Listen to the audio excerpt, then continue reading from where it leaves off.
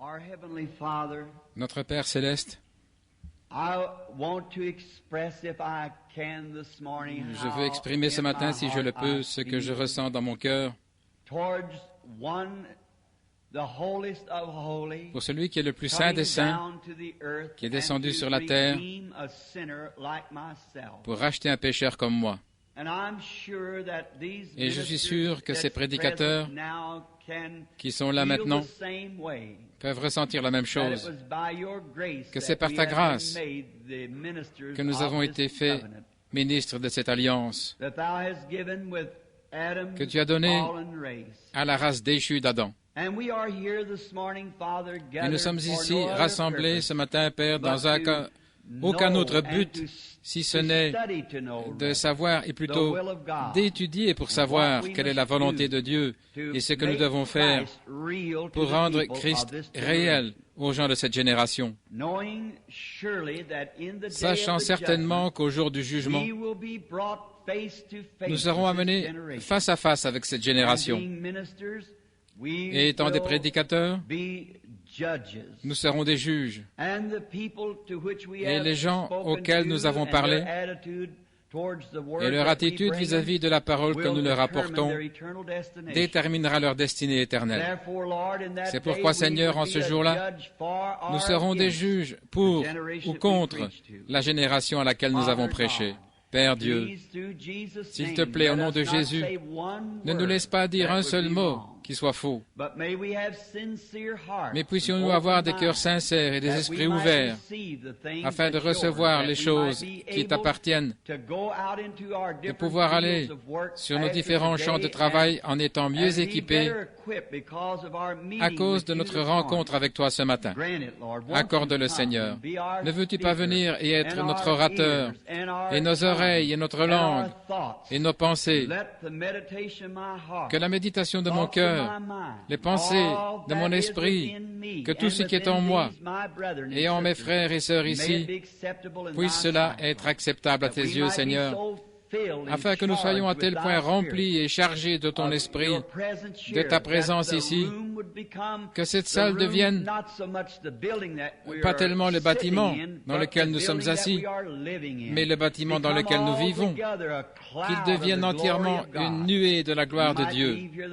Puissions-nous partir d'ici tellement remplis du Saint-Esprit que nous soyons plus déterminés que jamais auparavant dans notre vie à porter le message à la génération en train de mourir dans laquelle nous vivons. Écoute-nous, Seigneur, alors que, et parle-nous au travers de ta parole, car nous le demandons au nom de ton Fils, notre Sauveur, Jésus-Christ. Amen.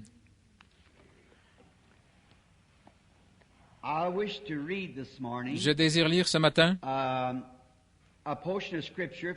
une portion des Écritures trouvée dans les psaumes, le psaume 105. Je désire en lire une partie. Vous qui notez les références des Écritures, je vois que beaucoup l'ont fait et que parmi eux se trouvaient des prédicateurs. Donc c'est bon de lire la parole. Maintenant, à quelle heure partent-ils d'habitude?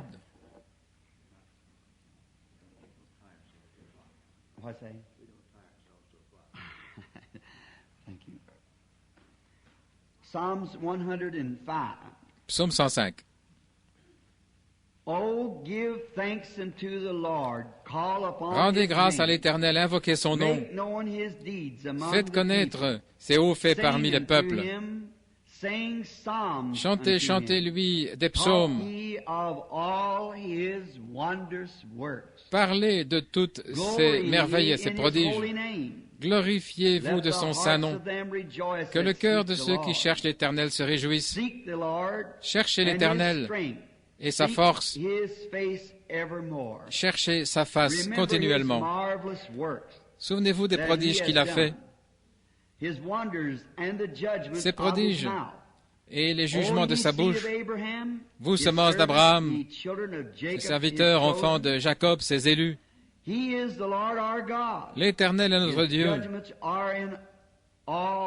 Ses jugements s'exercent sur toute la terre. Il se rappelle à toujours son alliance, la parole qu'il a commandée pour 1000 générations. l'alliance qu'il a traitée avec Abraham et son serment à Isaac. Il l'a confirmé pour Jacob en loi et pour Israël comme alliance éternelle, disant, « Je te donnerai le pays de Canaan comme héritage qui vous est échu. » Ils étaient alors peu nombreux, très peu nombreux et étrangers dans le pays. Et ils allaient d'une nation à l'autre et d'un royaume vers un autre peuple, mais il ne permit à personne de les opprimer, et il châtia des rois à cause d'eux, disant, « Ne touchez pas à mes oints et ne faites pas de mal à mes prophètes. » Que le Seigneur bénisse la lecture de sa parole.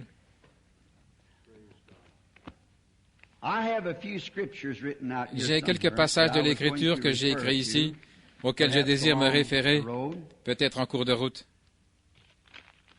Je me demande aujourd'hui qui va être le prochain président. Les élections sont bientôt là, vous savez. Qui va être président pendant la prochaine période?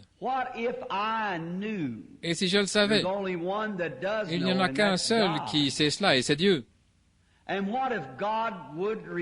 Et si Dieu me révélait qui va être le prochain président, et que je me tienne ici à Phoenix, et que je fasse une prédiction disant que tel homme serait le prochain président des États-Unis, et que cela apparaisse dans les journaux et ailleurs, et que je tombe pile, que ce soit parfait, et que tout ce que j'ai dit s'accomplisse, mais quel bien cela ferait-il? Quel bien cela ferait-il de toute façon si je faisais une telle chose? Les journaux en parleraient, le diffuseraient peut-être si quelqu'un faisait une telle prédiction, et qu'elle soit vraie. Alors tous les journaux et tous les magazines le publieraient. Mais vous savez que Dieu ne fait pas des choses comme ça. Dieu n'utilise pas sa puissance et ses dons pour des folies. Et ce sera que celui qui doit être président sera président. Et savoir maintenant qui sera président ne nous aiderait pas pour un sou.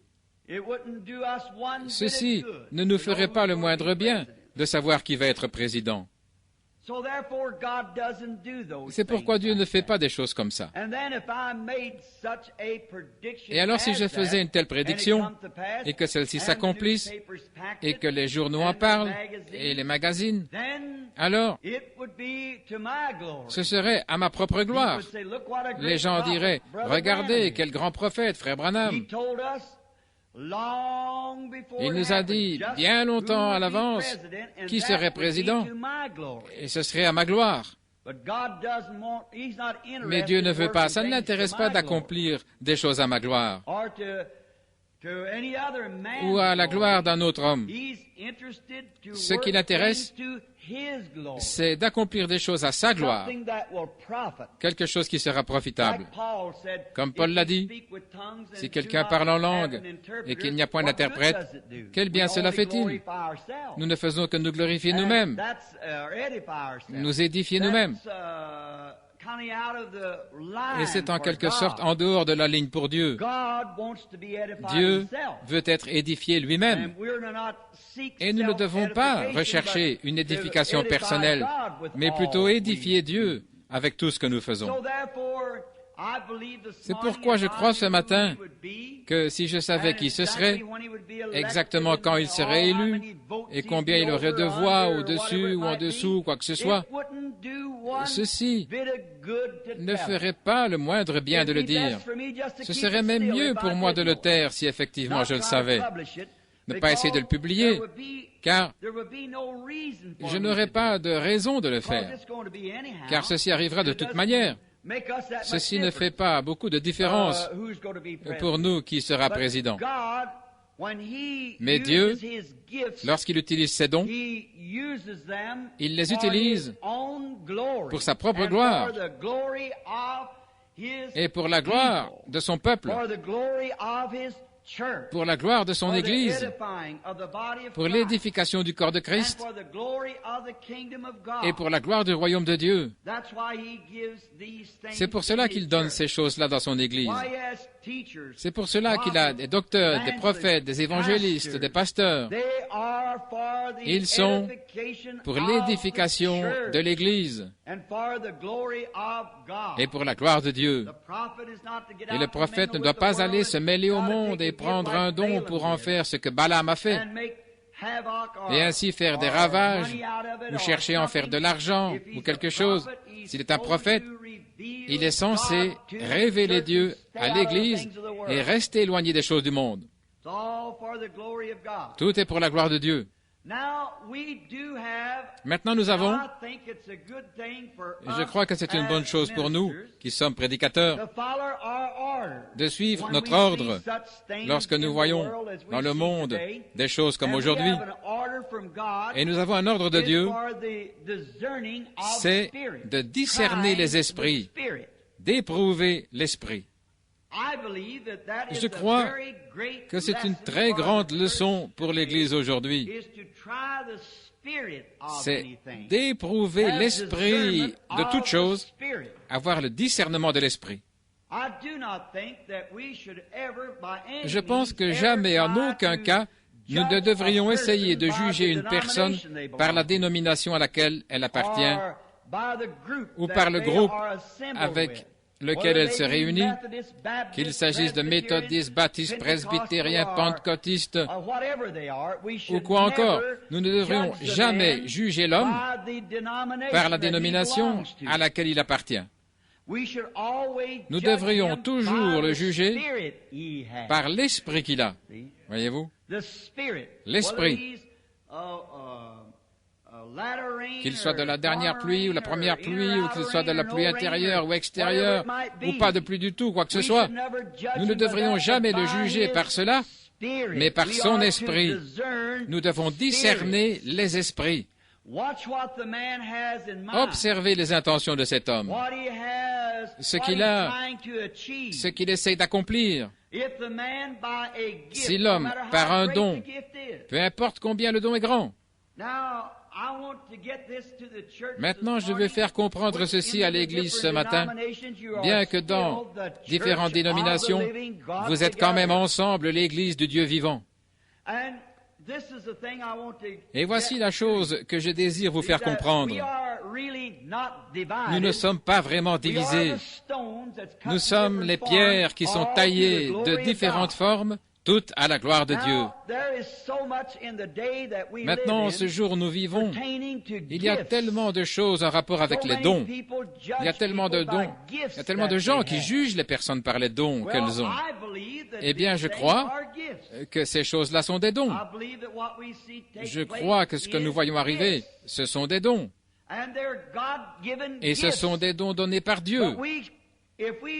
Mais si nous ne les utilisons pas de la façon correcte, prévue par Dieu, alors nous pouvons faire plus de mal avec les dons que si nous ne les avions pas. L'autre soir, j'ai fait une déclaration à la chaire en disant ceci, que je préférerais voir l'amour fraternel exister dans l'Église, même si nous n'avions pas un seul cas de guérison. Voyez-vous, nous devons savoir pourquoi sont ces choses. Maintenant, si un homme vient et qu'il a un grand don, peu importe qu'il appartienne à notre dénomination ou à une autre dénomination, ne le jugez pas par la dénomination à laquelle il appartient ou à la façon dont il s'habille. Mais ce que vous voulez voir, c'est ce qu'il essaye de faire avec ce don-là. Quel but il a? S'il essaye d'utiliser son influence pour se forger un grand nom, j'aurai suffisamment de discernement de l'esprit pour savoir que c'est faux. Peu importe que ce soit un grand docteur, qu'il soit puissant ou intellectuel, ou de quelle manière son don opère, s'il n'essaie pas de réaliser quelque chose pour le bien du corps de Christ, votre propre discernement spirituel vous dira que c'est faux. Peu importe combien c'est précis, combien c'est parfait ou autre, si ce n'est pas utilisé pour le corps de Jésus-Christ, c'est faux. Réaliser quelque chose. Il a peut-être un grand don avec lequel il pourrait attirer les gens par une grande puissance intellectuelle ou spirituelle, et peut-être qu'il essaie d'utiliser ce don pour se rendre célèbre, afin d'avoir un grand nom, de sorte que d'autres frères le considèrent comme quelqu'un d'important. Alors c'est faux. Peut-être qu'il essaye d'édifier une certaine chose, de sorte que tout le monde disparaisse de la scène et que lui et son groupe puissent entièrement l'occuper. C'est encore faux. Mais s'il a un don de Dieu et qu'il essaie d'édifier le corps de Christ, alors peu m'importe à quoi il appartient. Vous ne discernez pas l'homme, mais vous discernez l'esprit, la vie qui est dans l'homme. Et c'est ce que Dieu nous a dit de faire. Nous n'avons pas reçu une seule fois la commission de discerner le groupe de l'homme. Mais nous avons été contraints, ou nous avons reçu l'ordre de Dieu de discerner l'esprit qui est dans l'homme. Ce qu'il essaie de faire, ce vers quoi l'esprit dans sa vie essaie de le conduire. Et alors si nous voyons qu'il essaie de conduire les gens, pas de les diviser, mais de les rassembler et d'amener l'Église du Dieu vivant, pas tous vers une seule dénomination, mais vers une compréhension, une communion, une unité d'esprit. Qu'il soit de la première pluie ou la dernière pluie ou quoi que ce soit, son esprit et son but sont justes. Et l'esprit qui est en lui, peu importe le mouvement auquel il appartient, l'esprit qui est en lui essaie de diriger les gens vers le calvaire, loin de lui-même, ou loin de toute autre chose. Mais le seul but qu'il a, c'est de diriger vers le calvaire. Peu lui importe d'être connu ou pas. Peu lui importe même si son propre mouvement, ce qui est bien, voyez-vous, c'est bon, qu'il soit méthodiste, presbytérien ou catholique romain, ou quoi qu'il veuille être par dénomination. Mais qu'est-ce qu'il essaye de faire? Quel est le dessein de son cœur qu'il essaye de réaliser? Alors vous pouvez voir ce qu'il y a dans la vie de cet homme.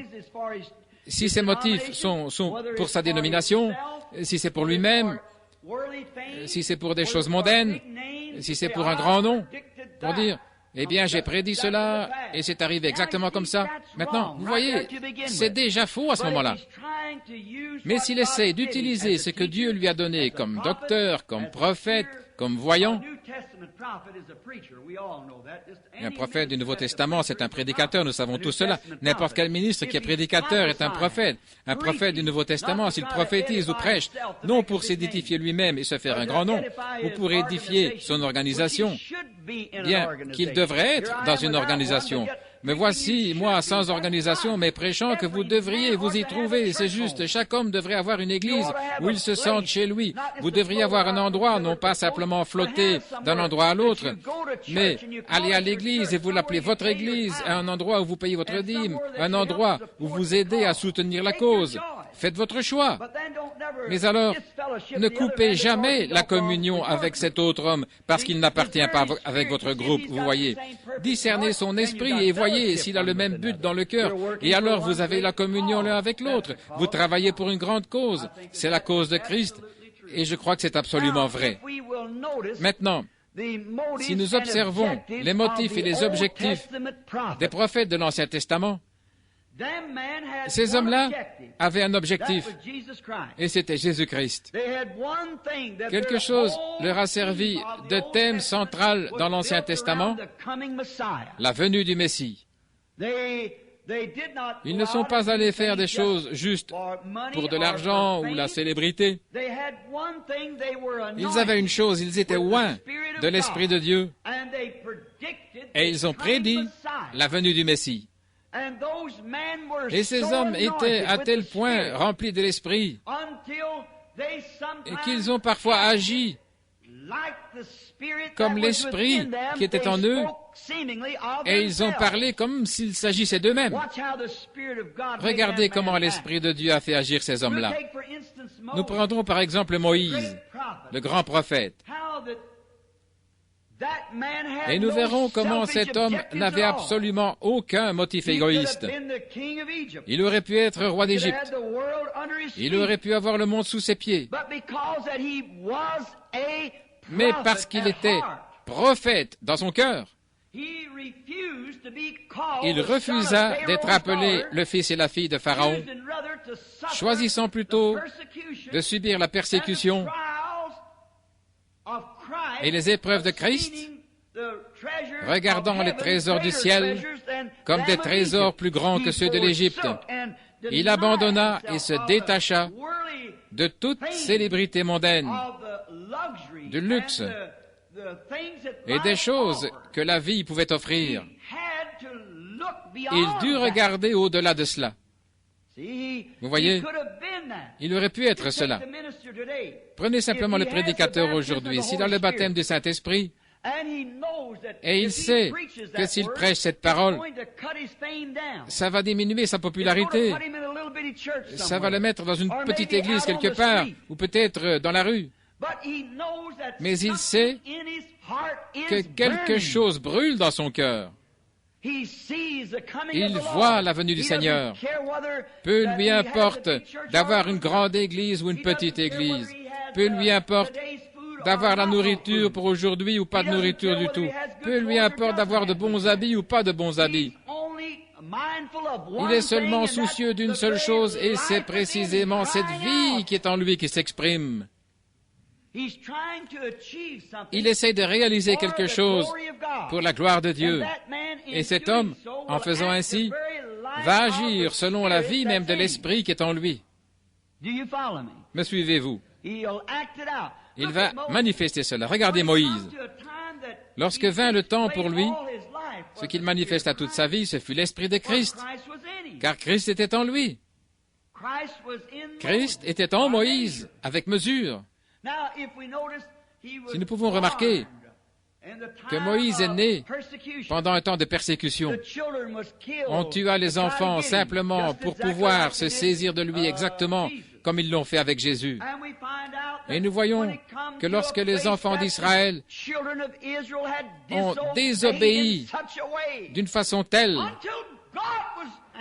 que Dieu était en colère contre eux, et il a dit à Moïse, « Mets-toi de côté, et je vais détruire tout ce groupe, et je te prendrai toi, et susciterai une nouvelle génération. » Moïse s'est jeté en travers du chemin du jugement. Et il a dit, « Prends-moi avant de les prendre. Avant que tu puisses te saisir d'eux, tu devras me passer par-dessus. » C'est exactement ce que Jésus-Christ a fait. Alors que Dieu aurait balayé de toute la surface de la terre ces pécheurs comme vous et moi, Christ s'est jeté en travers du chemin. Dieu ne pouvait pas le faire. Il ne pouvait pas passer par-dessus son propre Fils. Et lorsque Dieu vit cet esprit en Moïse, se tenant là en face du jugement comme une croix et disant, « Tu ne peux pas venir vers eux, tu devras d'abord me prendre. » Voyez-vous l'esprit de Dieu en Moïse? Alors qu'il aurait pu être roi d'Égypte, il aurait pu avoir tout le luxe du monde et être populaire, alors qu'il aurait pu être le grand roi de la terre à ce moment-là. Mais il choisit de souffrir la persécution et l'affliction, car il considéra l'opprobre de Christ comme des trésors plus grands que ceux de l'Égypte. Vous voyez, il se jeta en travers du chemin. Pourquoi? C'était Dieu en Moïse qui faisait cela. L'homme qui pense normalement, l'homme intellectuel, ne ferait jamais cela. Il prendrait le chemin facile. Ainsi, peu importe combien Moïse semble être un fanatique, Voyez-vous, il était un véritable prophète de Dieu parce qu'il essayait d'accomplir quelque chose pour le royaume de Dieu. Maintenant, avec son grand don de prophétie, il aurait pu être un homme sage, il aurait pu se lever en Égypte et dire, bien, un instant, je vais prophétiser telle et telle chose, je vais dire telle et telle chose, avec sa prophétie. Et il aurait été célèbre mondialement. Mais ce n'était pas dans son cœur. Ça ne pouvait pas être dans son cœur. Ainsi, si vous voyez quelqu'un avec un grand don qui fait quelque chose pour se glorifier lui-même, votre propre discernement de l'esprit vous dira que c'est faux. Mais Moïse essayait de réaliser quelque chose pour la gloire de Dieu. Peu importe combien c'était mal ou combien ça paraissait mauvais, combien on en parlait, l'Esprit en Moïse le conduisit directement sur le chemin du devoir. L'Esprit en lui. Regardez Joseph. Joseph, lorsqu'il naquit, il fut aimé de son père et haï par ses frères. Un type parfait de Christ. Et il était un frère de sang pour eux, ils avaient le même père. Mais la raison pour laquelle ses frères le haïssaient sans motif, c'était parce que Dieu l'avait fait prophète, spirituel, un voyant. Et ils le haïssaient précisément à cause de cela. Mais Joseph n'y pouvait rien, Dieu l'avait fait ainsi. Et regardez l'Esprit de Dieu dans Joseph. Regardez ce qu'il a fait. Il tint même le rôle de Christ. Il fut haï de ses frères et aimé de son père parce que l'Esprit faisait la différence. C'était un homme spirituel. Il avait des visions. Il interprétait des songes. Il ne le fit pas pour sa propre gloire. Il le fit parce qu'il y avait quelque chose en lui, l'Esprit de Dieu. Il ne serait pas allé là-bas de son propre chef, se faire jeter dans une fosse pour que son père soit attristé pendant toutes ces années, être vendu pour environ 30 pièces d'argent, être retiré de la fosse et devenir le bras droit de Pharaon, le roi de la terre en ce temps-là. Et dans sa prison, il y avait un échanson et un panetier, et l'un fut perdu et l'autre fut sauvé par sa prédiction dans la prison. Et avez-vous remarqué Jésus? Lorsqu'il vint, il fut aimé du Père. Et le Père de Joseph lui donna un vêtement de plusieurs couleurs, l'arc-en-ciel, une alliance. Et Dieu le Père donna à son Fils Jésus une alliance.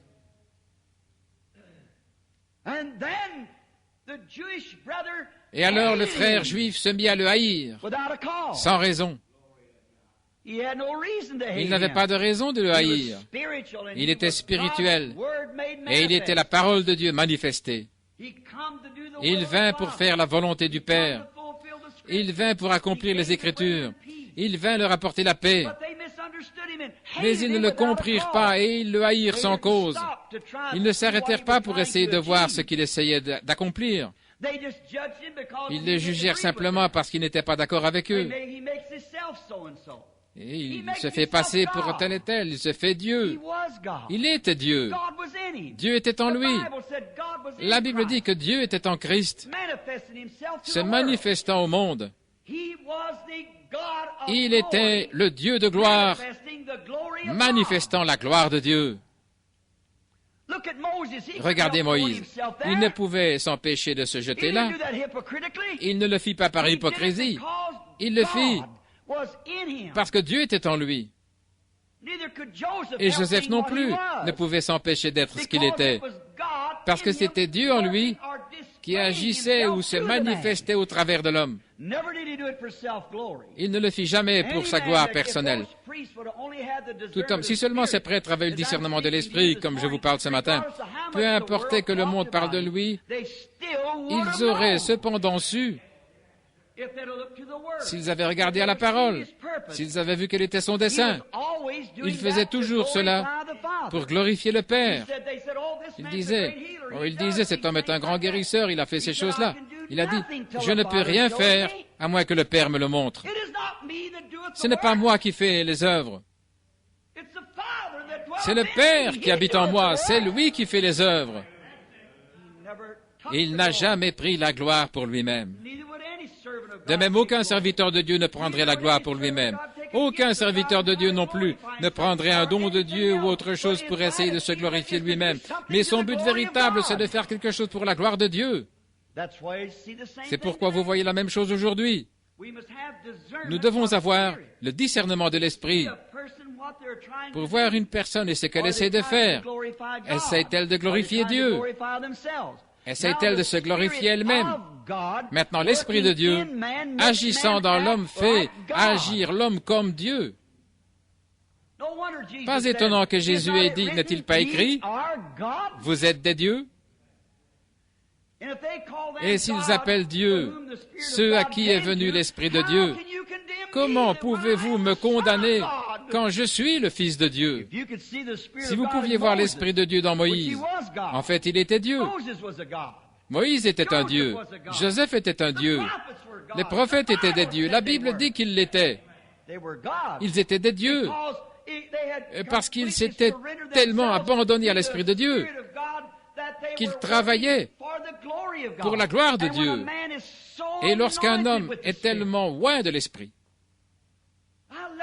maintenant que cela puisse pénétrer profondément sous la 5e côte du côté gauche, lorsqu'un homme est loin de l'Esprit de Dieu, ses habitudes, ses actions et toutes ces choses-là, c'est Dieu qui agit en lui.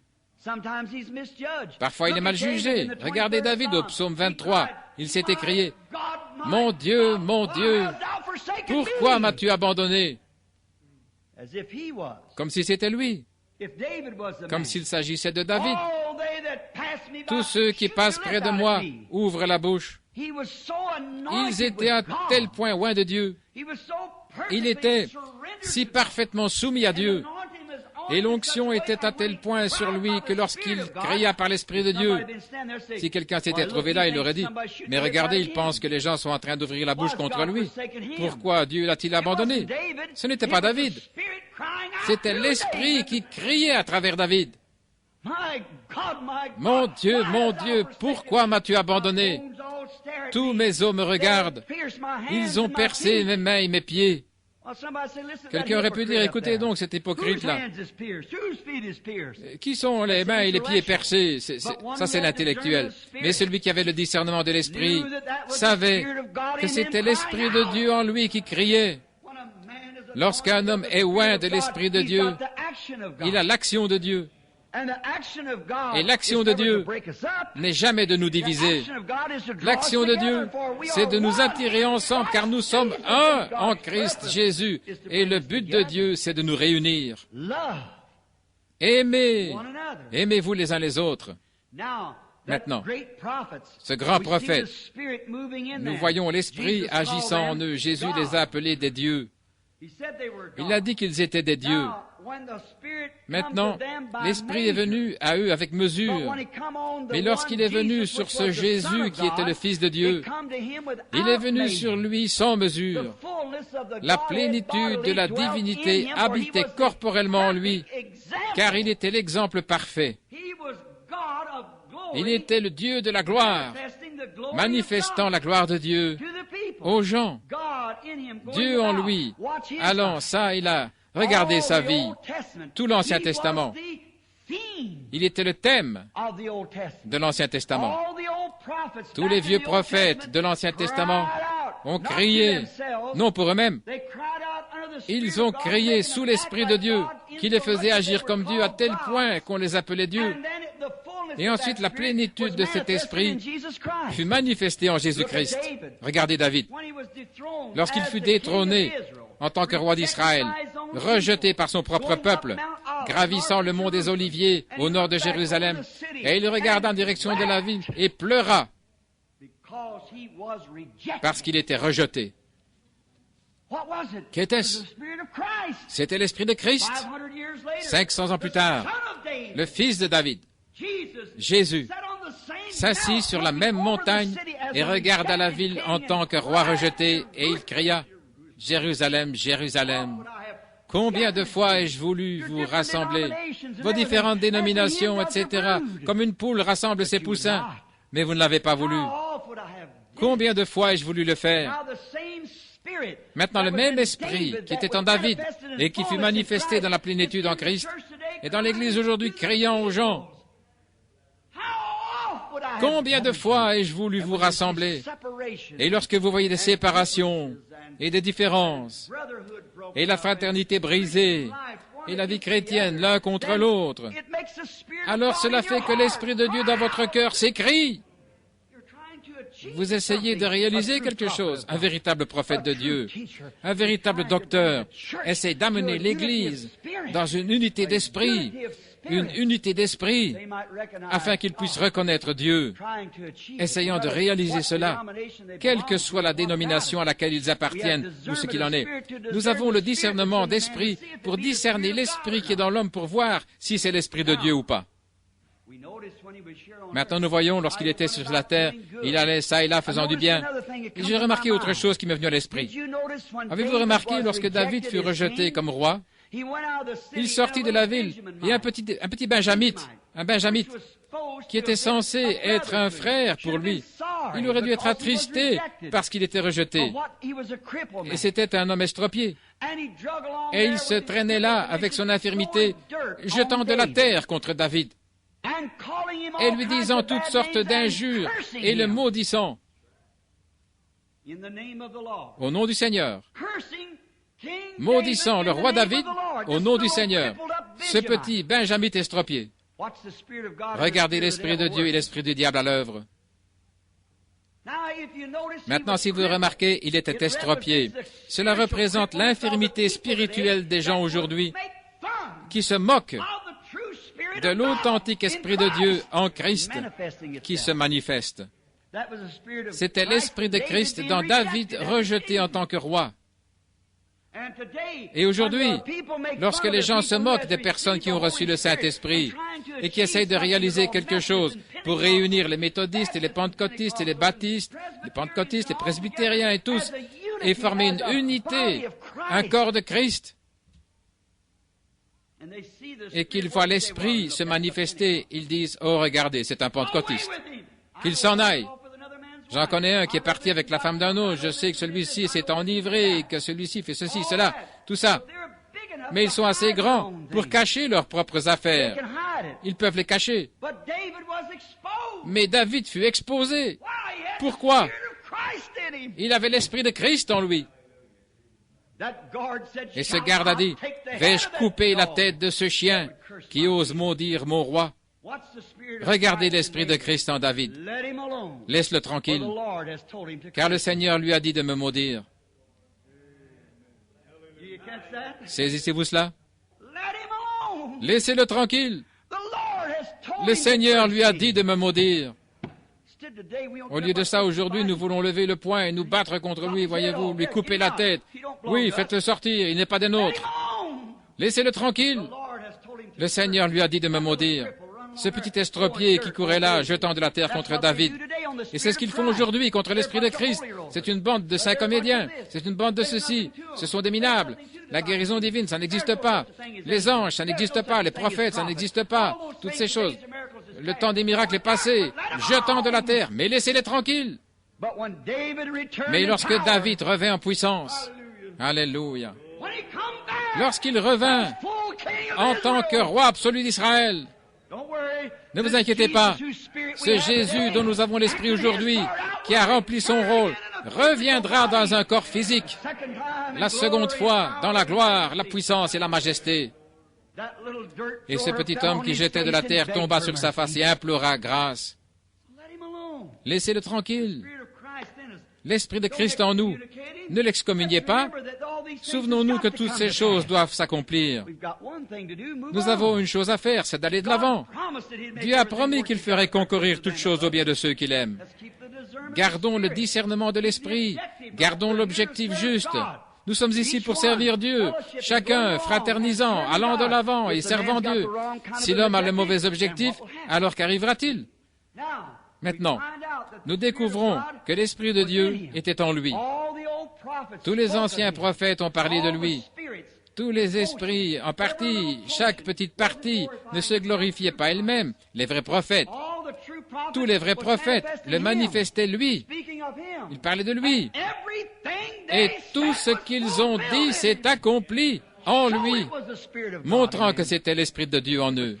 Ce fut accompli. Qu'était-ce? Dieu parlant de lui-même.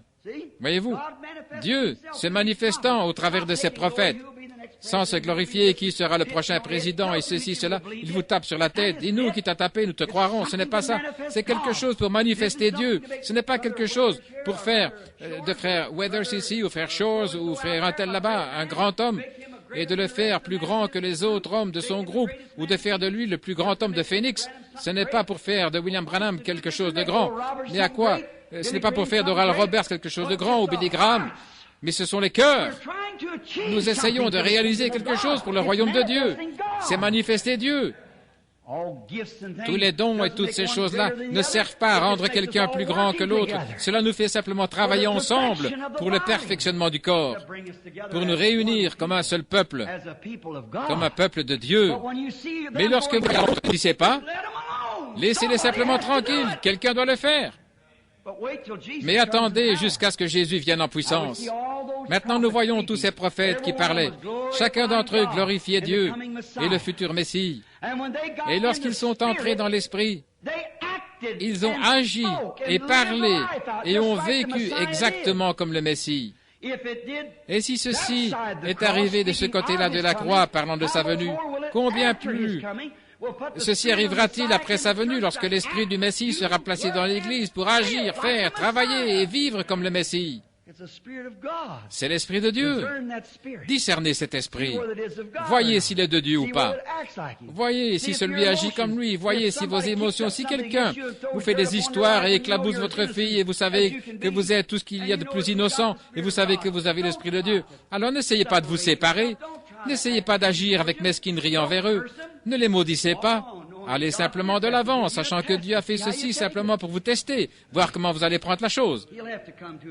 Il devra de toute façon y venir, comme ce que j'ai raconté l'autre soir, l'église de Frère Fuller. Voilà. Ce cycliste au Canada, eh bien, tous les autres pensaient qu'ils allaient pouvoir devancer ce garçon-là, ce petit efféminé, et ils étaient le seul à ne pas pouvoir aller à bicyclette sans tenir le guidon. Je suis content d'être dans ceux qui aiment rouler en tenant le guidon, saisissant les deux côtés de la croix en disant « Je n'apporte rien dans mes bras au Seigneur, laisse-moi me tenir à la croix. Je n'ai pas de connaissances intellectuelles, je n'ai rien. Laisse-moi simplement m'agripper ici et regarder tout là-bas au loin. » Ainsi, il devait rouler à vélo sur une planche de 30 cm sur la distance d'un pâté de maison pour gagner un vélo Schwinn à $100. Et tous ces garçons qui savaient aller à vélo sans se tenir là, ils allaient chercher des commissions pour leur mère sans même toucher le guidon. Et ils n'avaient pas l'habitude de se tenir au guidon et ils sont tous tombés, mais ce petit garçon-là est monté là en tenant son guidon. Et comment est-ce que tu es arrivé? Il a dit, voilà votre erreur, les gars. Vous êtes tous les meilleurs cyclistes que moi, mais vous regardiez ici. Et ça vous a rendu nerveux en essayant de garder l'équilibre et vous êtes tombés. Il a dit, moi je regardais pas ici, mais je regardais loin, au loin, l'arrivée. Et je suis resté ferme. C'est ce que nous devons faire.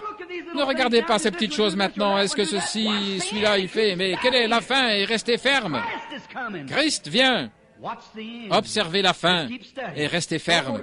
Ne regardez pas ce qui est en train d'arriver maintenant, regardez ce qui va arriver là-bas. À la fin des temps, lorsque nous devrons nous tenir là et rendre compte de nos vies. David ne regardait pas ce petit benjamite qui lui jetait de la terre, il était infirme de toute façon. Il ne l'a jamais remarqué, il ne voulait même pas laisser le garde lui couper la tête. Il a dit, laisse-le tranquille, Dieu lui a dit de faire cela, Dieu lui a dit de me maudire, laisse-le tranquille, car David savait qu'un jour, il allait revenir en puissance. Ce benjamite aurait son temps. Oui, c'est ça. L'Église va se lever en triomphe. De toute façon, j'ai juste été envoyé pour prier pour ces enfants malades. C'est tout ce que je peux faire. Où qu'ils soient, peu importe l'Église, ça ne fait pas de différence. J'essaie de prier pour ces enfants malades. J'essaie de manifester le don pour sa gloire. C'est la raison pour laquelle je n'ai jamais appartenu à quoi que ce soit. Maintenant, souvenez-vous, c'est en ordre. Je ne dis pas ça. Je veux que vous me compreniez bien. Je crois que Dieu a des chrétiens dans chaque Église, ses enfants. Il ne m'a jamais questionné à ce sujet. J'ai seulement été envoyé pour prier pour les enfants et faire ces choses. Et le manifester, lui. Maintenant, vous voyez Jésus et ses prophètes. Tout ce qu'ils ont dit devait être vrai. Car c'était la puissance de Dieu en eux. Dieu lui-même parlant au travers d'eux, de lui-même venant à sa propre gloire. Qui est président? Qui est-ce qui va? Aurons-nous suffisamment de pluie cette année? Ça ne veut rien dire. C'est quelque chose de la gloire de Dieu, quelque chose pour mettre l'Église en ordre, quelque chose pour la puissance de Dieu. Pas pour vous faire un nom, mais quelque chose pour la gloire de Dieu, qu'elle soit manifestée. Maintenant, nous remarquons que tous ces prophètes et tout ce qu'ils ont dit à son sujet, tout s'est révélé exact parce qu'il était le thème de l'Ancien Testament. Jésus, le Messie, le futur Messie, était ce que chaque prophète attendait. Depuis Adam jusqu'à Malachie, chaque prophète a parlé de la venue du Seigneur. Chacun a mis sa part là-dedans parce qu'il était loin de Dieu. C'est tout ce dont il pouvait parler. Je souhaiterais avoir plus de temps. Regardez, tout ce qu'ils ont dit est arrivé. Prenons juste certaines choses que les prophètes ont dites. Une vierge concevra et enfantera. Est-ce que c'est arrivé? Certainement. On l'appellera Emmanuel. Le prince de la paix, le Dieu puissant, le Père éternel. C'est ce qu'il était. Exactement. Le Père éternel. Aucun homme ne sera appelé Père sur cette terre, mais Dieu est votre Père. Très bien. Maintenant, regardons. Il fut blessé pour nos transgressions, il fut meurtri pour nos iniquités. Le châtiment de notre paix fut sur lui. Par ses meurtrissures, nous avons été guéris. Pilate, dans sa salle de justice, lorsqu'on lacérait le dos de l'homme en question avec un fouet à 9 lanières, n'a pas réalisé que les Écritures disaient que cela arriverait ainsi. Il n'avait pas le discernement de l'Esprit. Ces prêtres qui disaient qu'il s'en aille, qu'il s'en aille. Et alors qu'il était sur la croix et qu'ils ouvrirent la bouche et ainsi de suite, et qu'il entendait crier « Mon Dieu, pourquoi m'as-tu abandonné ?» Ils n'avaient pas le discernement. Voyez-vous, ils n'ont pas pu discerner l'esprit. C'est ce dont David parlait dans le psaume 22. Ils ont ouvert la bouche ne sachant ce qu'ils faisaient, exactement comme ce Benjamite l'a fait. Voyez, il pensait que David avait tort parce qu'il n'était pas d'accord avec sa façon de conduire le royaume.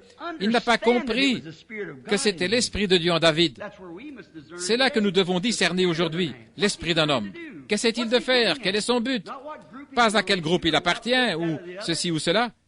Que ce soit un homme noir, blanc, jaune ou quoi qu'il soit, regardons ce qu'il essaie d'accomplir et prenons cela. Voyons ce qu'il essaie de faire pour le royaume de Dieu. S'il a des idées qui nous paraissent bizarres, c'est parfaitement en règle. S'il essaie de réaliser quelque chose pour le royaume de Dieu, discernez cela en lui. S'il a tort, mais que son cœur est juste, Dieu l'amènera à la vérité de la chose après quelque temps. Laissez-le tranquille. Laissez-le tranquille. Voyez ce qu'il essaie de faire. Maintenant, nous voyons ici, nous découvrons que dans sa mort, lorsqu'il est mort à la croix et qu'il a crié, et tout ce que les prophètes ont dit à son sujet, ils ont percé mes mains et mes pieds, cela s'est accompli là. Les prophètes avaient raison. Ils pensaient qu'il s'agissait d'eux-mêmes, ou ils criaient comme s'il s'agissait d'eux-mêmes, mais ça s'est manifesté à la croix. Il a été compté parmi les transgresseurs. C'est ce qu'on a fait de lui, il fut avec les transgresseurs. Dans sa mort, il fut enseveli avec les riches. C'est bien le cas, il fut enseveli dans la tombe d'un homme riche. Je n'abandonnerai pas son âme. Il n'abandonnera pas mon âme, a dit David. Lorsque l'Esprit de Dieu en lui a parlé, il n'abandonnera pas mon âme au séjour des morts. Et il ne permettra pas que son sein voie la corruption, comme si David avait été le saint en question. Ce n'était pas David, c'était l'Esprit de Dieu en David qui criait. Voyez-vous l'Esprit de Dieu dans un homme qui criait. Certains ont dit, écoutez, cet hypocrite. Non, c'était l'Esprit de Dieu en lui qui s'écriait. Voyez-vous, l'Esprit de Dieu se manifeste. Il n'abandonnera pas son âme au séjour des morts, il ne permettra pas que mon sein voie la corruption. Maintenant, frères, en terminant, laissez-moi dire ceci. Notre temps passe, mais regardez. Puis-je dire ceci en terminant? Voyons, si un homme sert de thème à tout l'Ancien Testament, et tout ce que les anciens prophètes, loin de l'Esprit de Dieu, ont dit, s'est accompli à la lettre exactement en lui, exactement à la lettre, certainement, cette personne importante appelée le Fils de Dieu devrait savoir comment établir l'Église du Nouveau Testament. Ne le croyez-vous pas? Il devrait avoir une conception sur la manière d'établir l'Église dans le Nouveau Testament. La première chose sur laquelle j'ai désiré votre attention, c'est dans Matthieu 16. C'est qu'alors qu'il parlait, après être descendu et qu'il parlait aux disciples, il a dit, « Qui dit-on que je suis, moi, le Fils de l'homme ?» Et ils ont dit, certains disent que tu es Élie, d'autres tu es tel et tel, d'autres que tu es tel et tel, et ainsi de suite. Et il a dit, « Mais vous, qui dites-vous que je suis ?» Et Pierre a dit, « Tu es le Christ, le Fils de Dieu vivant. » Il a dit, « Tu es heureux, Simon, fils de Jonas, car la chair et le sang ne t'ont pas révélé cela, mais mon Père qui est dans les cieux, c'est lui qui te l'a révélé.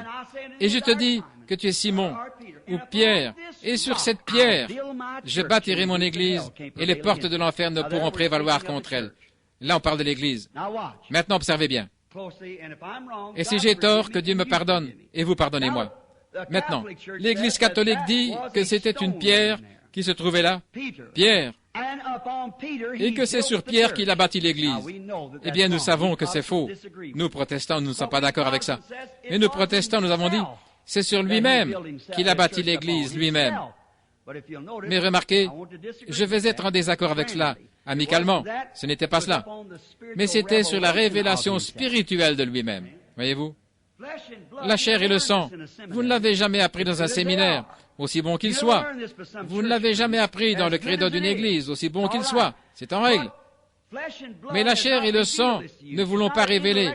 Ce n'est pas une conception intellectuelle sur la façon dont il faut faire votre discours, ou bien vous incliner, ou comment, telle ou telle chose. Ce n'est pas ça. Ce n'est pas bâtir une grande chose ou faire une grande chose, mais c'est une révélation de la parole de Dieu. Il était la parole. Au commencement était la parole était avec Dieu, et la parole était Dieu, et la parole a été manifestée et habitée parmi nous. C'était la révélation de la parole de Dieu.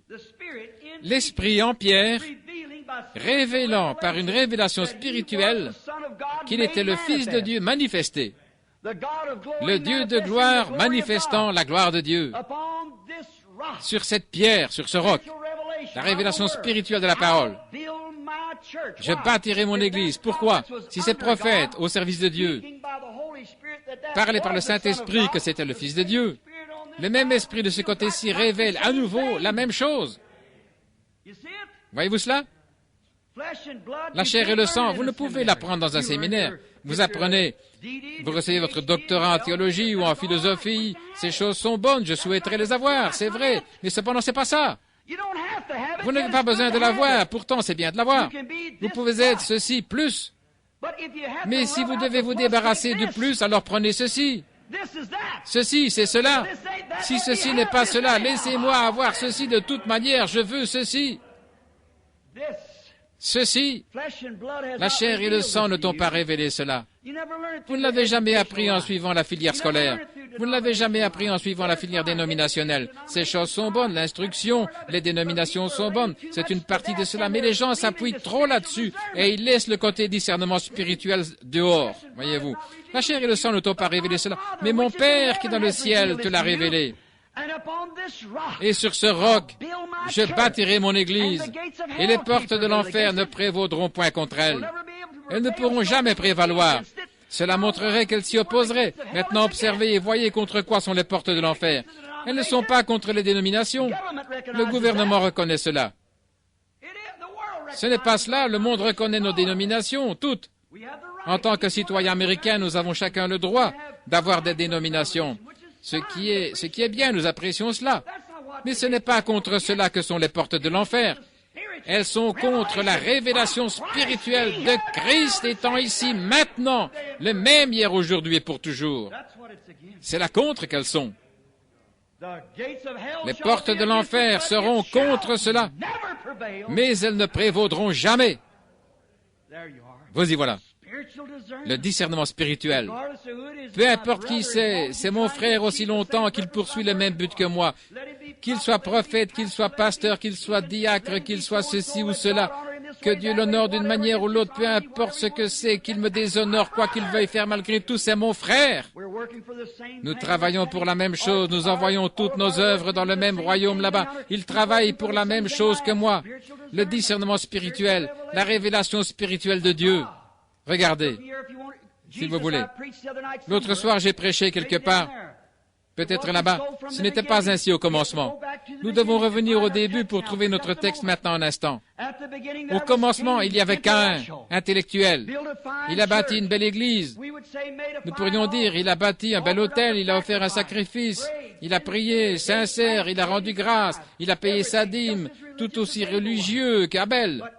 Mais Abel, il n'avait pas de Bible en ce temps-là, mais par révélation spirituelle, il a vu que ce n'étaient pas les fruits des champs qui nous faisaient pécher, ce n'étaient pas des pommes qu'ils avaient mangées.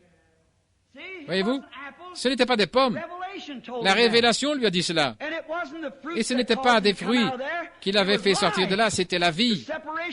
La séparation de la vie. Ainsi, il alla prendre un agneau et l'offrit à sa place par la foi, c'est-à-dire par une révélation spirituelle. Amen. La révélation de Dieu, révélation spirituelle. Il lui fut révélé qu'il ne s'agissait pas d'un fruit, comme des pommes, des pêches, des prunes ou des poires. C'était une séparation de la vie. Ainsi, il alla prendre une vie et l'offrit à la place des fruits. Les fruits, c'est ce que vous mangez, le travail de vos promesses, que vous faites. Là, je vais aller faire ceci, cela, construire. Oui, il avait exactement le même hôtel que l'autre. Ils avaient tous deux des hôtels, c'était bien. Mais c'était la vérité spirituelle révélée de la chose. Car c'est l'Esprit de Dieu qui le révéla. Et sur ce roc, le rocher sur lequel Christ est mort, le rocher des âges, le rocher sur lequel l'agneau d'Abel est mort. Ce petit Abel, lorsqu'il mit ses mains sur ce petit agneau, sa laine blanche ruisselant alors qu'il le frappait avec une pierre pour couper son petit cou, il n'avait pas de lance en ce temps-là, et cette pauvre petite bête là en train de mourir, le sang inondant ses mains, et toute sa laine blanche recouverte de sang, bêlant et criant. De quoi cela parlait-il?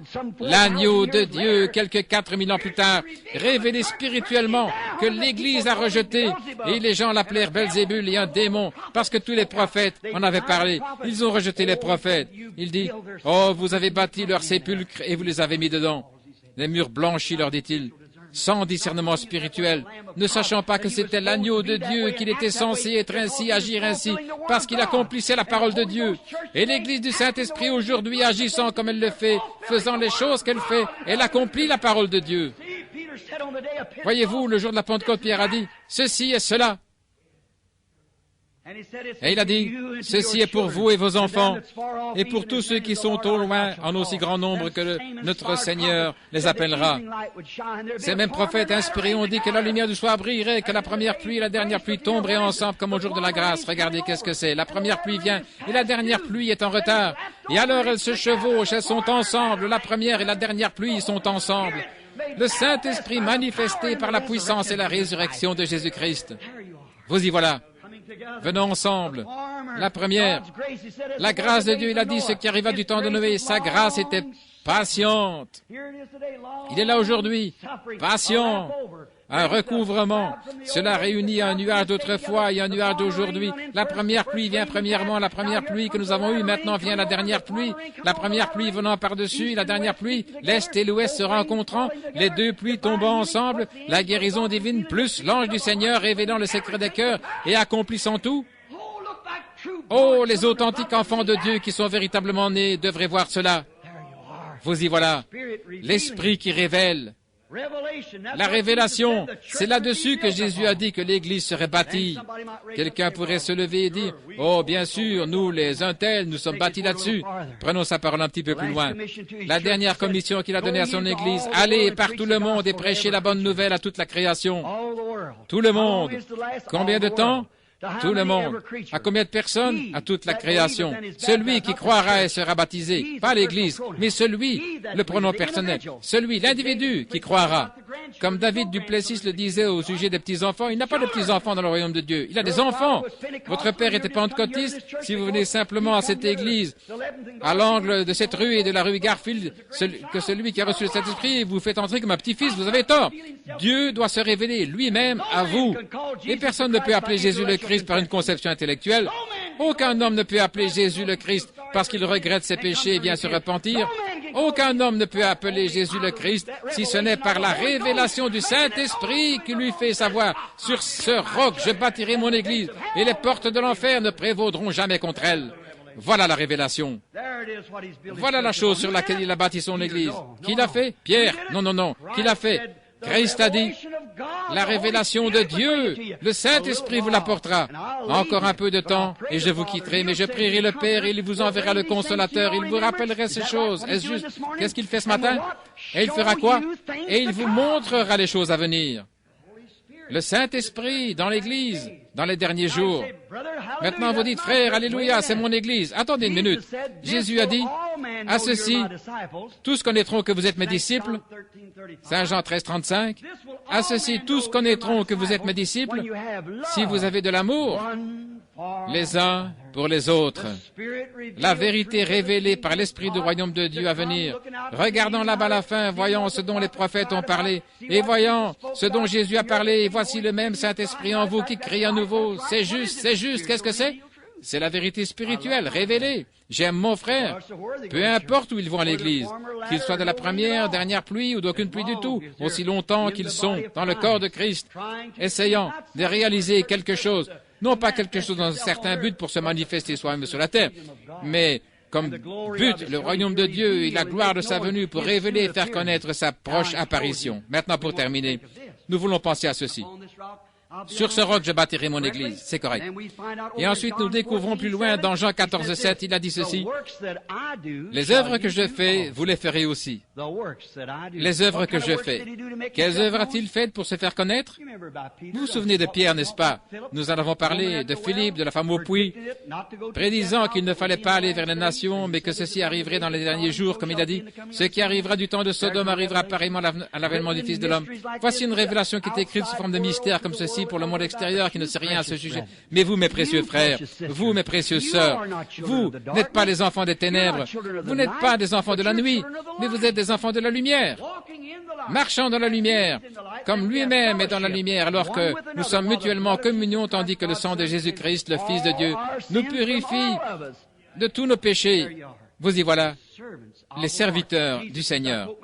Alors que je cite ce passage des Écritures, Marc 16, il dit, « Allez par tout le monde. » Voici le genre d'église qu'il a établi. La dernière commission à l'église. « Allez par tout le monde et prêchez l'évangile à toute la création. Celui qui croira et sera baptisé sera sauvé. Celui qui ne croira pas sera condamné. » Maintenant, regardez ici, le discernement spirituel. Celui qui croira et sera baptisé, il n'a jamais dit de quelle manière. Mais nous voulons nous disputer à ce sujet. Voyez-vous, il y a autre chose. Celui qui croira et sera baptisé sera sauvé. La façon dont il veut être baptisé, c'est son affaire. Si sa réalisation est pour le royaume de Dieu, allons frères, nous marchons en avant avec le même esprit. Si j'ai tort, alors vous verrez, ce sera manifeste. Et si vous avez tort, ce sera. Mais nos cœurs et nos motifs et nos objectifs sont pour le royaume de Dieu là-bas. Nous y sommes.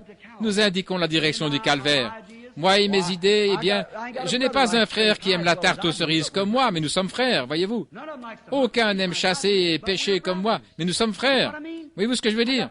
J'ai mes propres idées, mais cela n'empêche pas qu'il soit mon frère.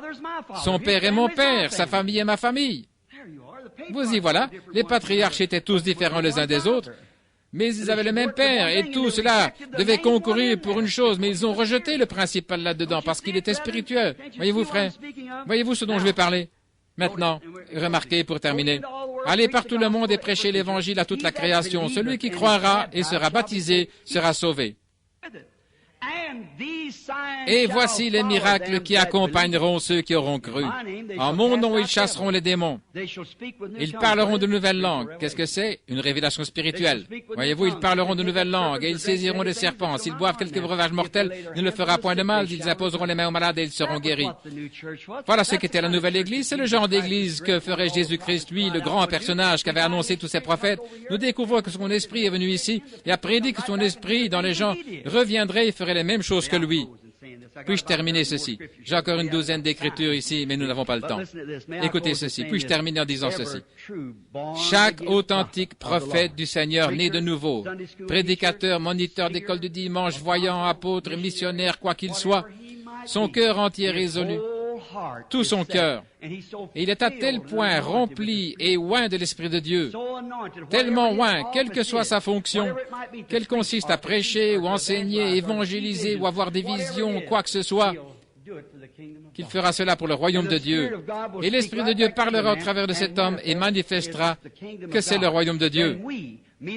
Alors, moi, en tant que baptiste, je vous vois, vous pentecôtistes, vous êtes mes frères.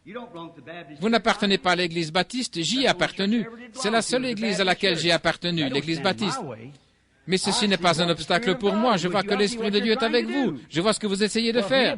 Eh bien, si moi, en étant baptiste, je peux ressentir cela, alors assurément, les assemblées, l'Église de Dieu, les pentecôtistes unifiés, les indépendants, et nous tous les frères ensemble devrions voir que nous essayons d'agir pour un même but. Ayons le discernement spirituel. Maintenant, écoutez pour terminer cette dernière remarque. Beaucoup sont faibles et malades, et beaucoup sont endormis, morts spirituellement, parce qu'ils ne discernent pas le corps de Christ. Ce corps malade que nous avons. Que Dieu nous aide à avoir le discernement spirituel de cette révélation du royaume de Dieu et de l'amour de Dieu dans nos cœurs, répandu par le Saint-Esprit, pour essayer d'ouvrir nos bras très grands en disant « Nous sommes frères ». Voyez-vous ce que je veux dire? Chaque petit don que vous avez, n'essayez pas de l'utiliser pour faire quelque chose de grand pour vous-même. Faisons cela pour le royaume de Dieu, pour travailler avec chacun, pour essayer d'élever la cause de Jésus-Christ, car sa venue est proche. Le croyez-vous? Je regrette tellement de vous avoir gardé si longtemps. Frère David sera ici demain pour vous enseigner les Écritures. Mais maintenant, inclinons nos têtes un instant.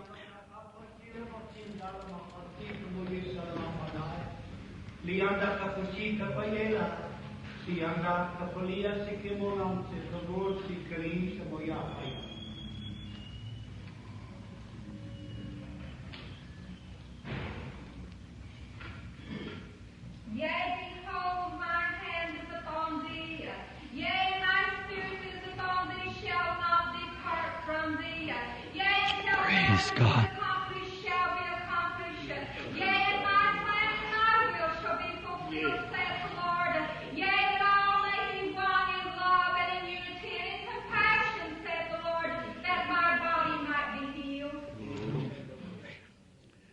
Onward, Christian soldiers, marching as to war. En avant, soldats chrétiens.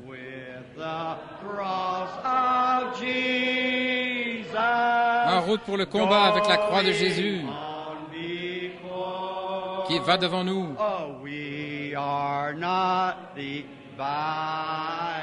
Nous ne sommes pas divisés. Nous formons tous un seul corps, un en espérance et en doctrine, un en charité. Onward, Christian soldier. You believe you are? Raise your hand. En avant, soldats chrétiens.